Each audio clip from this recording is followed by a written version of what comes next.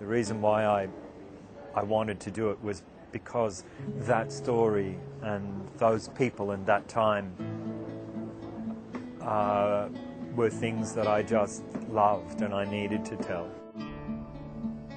Never believe that I don't love you. I think it's the sun. In some sense, doing the film for me was a revelation, was a kind of moral revelation for me as well.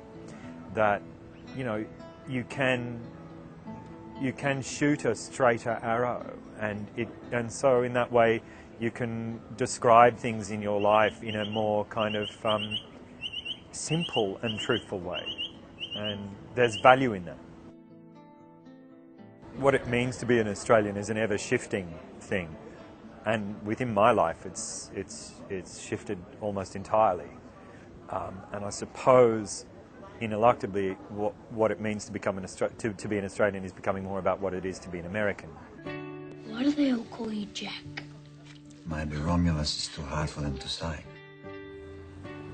How's your mother, Ray?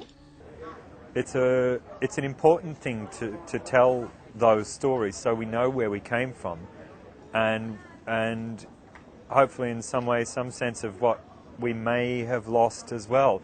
Because although there's terrible privations in this film, although it's a family in shocking poverty, and where there's an absence of love, and it's about loss and abandonment, there's nevertheless this incredibly rich moral texture to the thing. And there's respect for the land, and there's respect for a great many things that I think have gradually sort of slipped through the net over time. You'll be measured as a man by your work. A man's work is his dignity.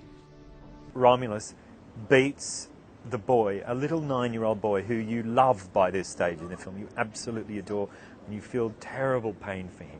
And what it's about is Romulus's fear that his son has turned into a liar. And there's this kind of this moment where Eric's face registers this total shock at the fact that his son might have slipped.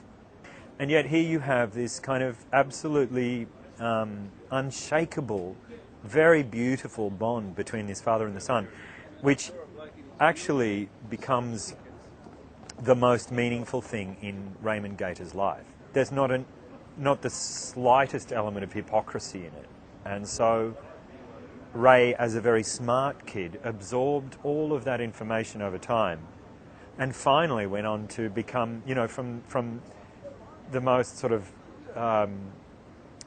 negligible education and exchange of information, he then goes on to become a professor of moral philosophy at King's College in London, and one of our foremost social commentators. And I'm a recent father. You know, I have a 3-month-old boy, and I want to obviously just do the very best that I can, and I want for him to be a good person.